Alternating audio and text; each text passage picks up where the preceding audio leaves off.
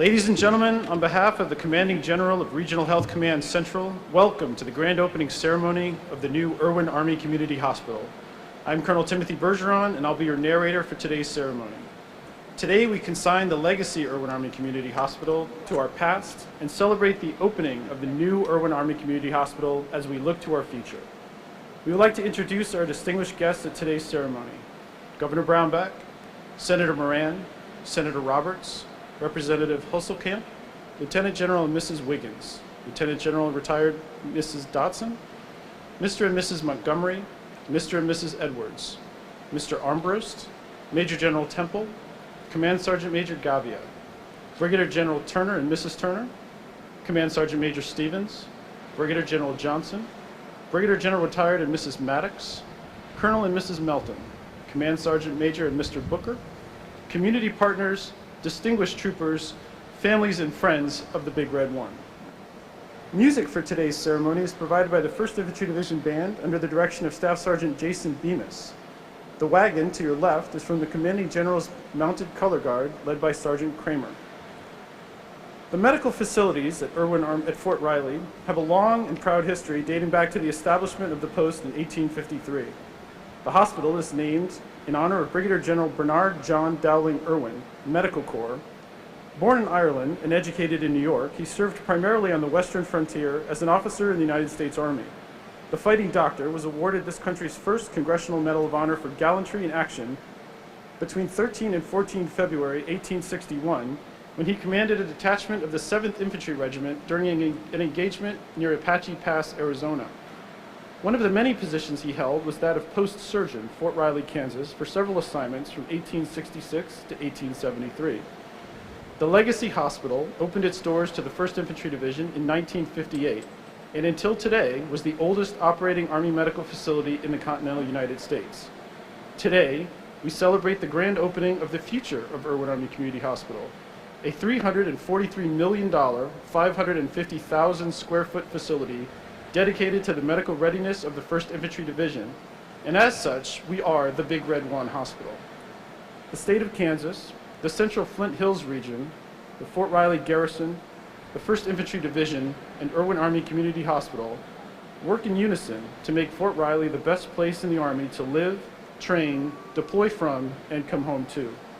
The facility before you consists of 47 inpatient beds and incorporates evidence-based design to promote patient healing and staff well-being.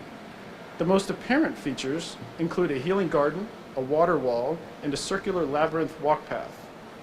As you move throughout this facility, you will notice its openness, with all outpatient clinics and services located within sight of the atrium or glass curtain wall, and the inpatient services grouped on the opposite side of the hospital. The facility is certified in leadership in energy and environmental design, which includes the use of recycled building materials and automatic lighting controls in over 90% of its occupied spaces. A favorite feature is the atrium, designed to allow more sunlight and passive solar heating into the facility during the winter and less direct sunlight and heat during the summer months. We have over 1,400 parking spaces for staff and patients, 572 of which are in our patient parking structure. Today, 58 years since the opening of the Legacy Hospital, we are gathered to dedicate this new state-of-the-art facility, a true testament to the U.S. Army Medical Command's commitment to provide soldiers and beneficiaries with high-quality, world-class health care. As the Big Red One Hospital, we proudly opened this new hospital during the celebration of the 100th anniversary of the 1st Infantry Division. With this grand opening, we are postured to support an increasing patient capacity and the potential for future growth here at Fort Riley, and are committed to being the preferred place for health care within our community, supporting the reality that makes Fort Riley the best place to live, train, deploy from, and come home to. No mission too difficult, no sacrifice too great, duty first. Ladies and gentlemen, the Irwin family biographer, Dr. John Fahey.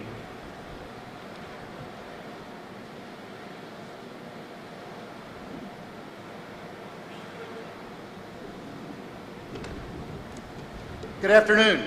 It's a privilege and an honor to be invited to join you this afternoon and to share in your celebration of the rededication of the Irwin Army Community Hospital.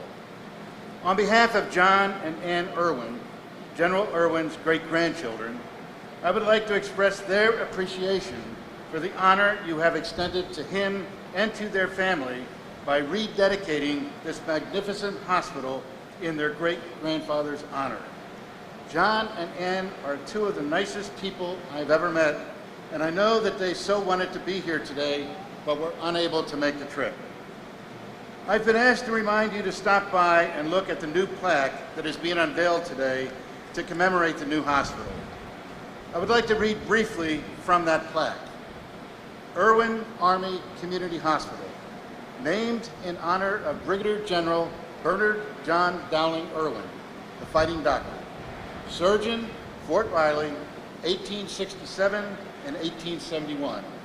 His gallantry merited the first Congressional Medal of Honor. As someone who has spent 30 years researching the life of General Irwin, I wanted to reiterate how appropriate it is in the current setting of modern military health care that this new facility is dedicated in his honor. General Irwin was known as the fighting doctor, and that was not because he fought with nurses. Although he did have a famous confrontation with Mother Bickerdike, General Sherman's famous favorite nurse, it goes without saying that Irwin lost. Irwin earned the nickname the fighting doctor when he was called upon to render aid to soldiers from his post who were wounded during a mission.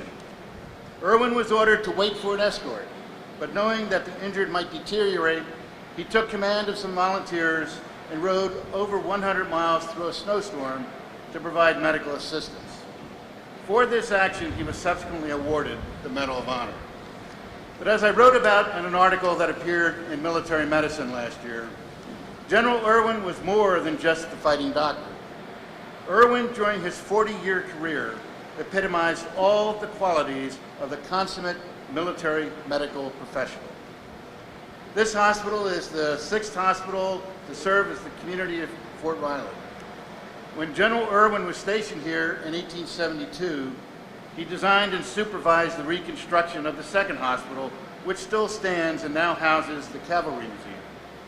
Irwin's association with designing hospitals goes back to the battlefield of Shiloh during the Civil War, when he established the first full-service field hospital. Prior to his hospital, after surgery on the battlefield, patients had to wait for hours and sometimes days to be evacuated off the battlefield and receive further care.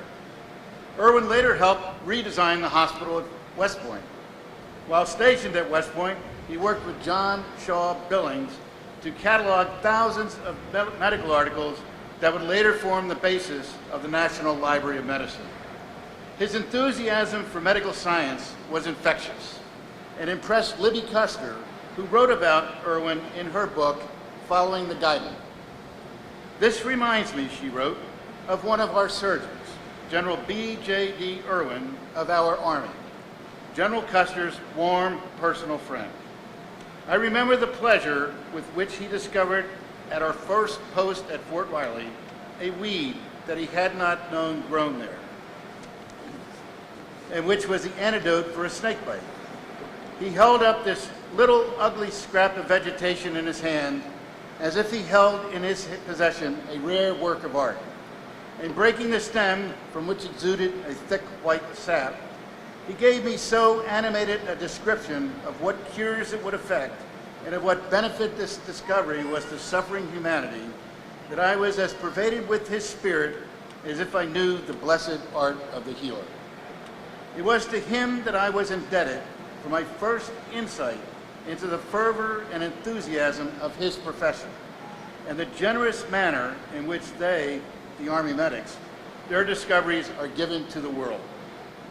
Irwin was committed to being on the cutting edge of his profession, and in 1867, while stationed here at Fort Riley, he was commended when his prompt action helped curtail the impact of a deadly cholera epidemic. Unfortunately, other posts were not so fortunate, and that summer, cholera claimed dozens of lives, including Mrs. George Sternberg at Fort Harker, the wife of a future Surgeon General. But most importantly, Irwin was dedicated to taking care of the military men and families he was responsible for. The Library of Congress has numerous letters written to Irwin from grateful patients and their families, thanking him for his compassionate care at the bedside. Near the end of his career, General Irwin was called upon to address some remarks to the Association of Military Surgeons of the United States. Addressing the younger members of his profession, General Irwin said, "To those among you who gained experience in our late war, it is unnecessary to dwell upon the importance of the duties of medical officers.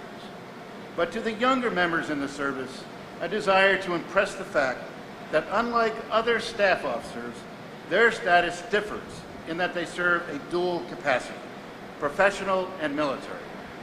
In the care and management of the sick and wounded, you will find your professional duties constitute but a small part of the labor that will fall to you during active military operations. To succeed credibly in the performance of your duties, you may be called upon during or after a battle to establish field hospitals, division hospitals, or base hospitals for the accommodation of hundreds, perhaps thousands of disabled men. The duty of providing prompt professional care for each and every individual becomes part of your duty as executive medical officers. So it is entirely appropriate in 2016 that this modern healthcare facility is dedicated in honor of a man who dedicated his entire life to the excellence in military medicine. Thank you so much.